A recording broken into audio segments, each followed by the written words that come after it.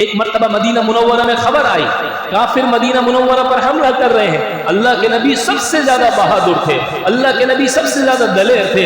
اللہ علیہ السلام نے ابو طلحہ رضی اللہ تعالیٰ عنہ سے کہا اپنا گھوڑا مجھے دو۔ اللہ کے نبی ان کے گھوڑے پر سوار ہوئے اور پورے مدینہ منورہ کو راؤنڈ لگایا، پورے مدینہ منورہ کے حدود کو چیک کیا اور پھر آ کر کہا یہ ایک افواہ ہے، کوئی کسی نے حملہ نہیں کیا۔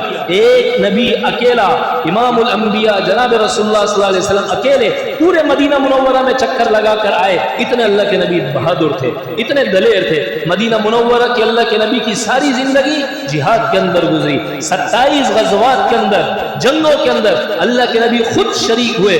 غزوہ حنین کا موقع تھا، آپ علیہ السلام میدان میں اترے ہوئے تھے، کفار پہاڑ پر سے حملہ کر رہے تھے، مسلمان آگے پیچھے ہو گئے۔ اللہ کے نبی میدان میں اترے اور فرمایا انا النبی، میں وہ نبی ہوں، لا کذب، میں جھوٹا نہیں ہوں کہ میدان کو چھوڑ دوں۔ انا ابن عبد المطلب، ہم عبد المطلب کے خاندان میں سے ہیں۔ ہمارے آبا و اجداد وہ بہادر اور دلیر تھے کہ جب میدان میں جہاد اور میدان جنگ سجا کرتا تھا تو وہ خون تو دے دیا کرتے تھے پر اپنی پیٹھ نہیں دیا کرتے۔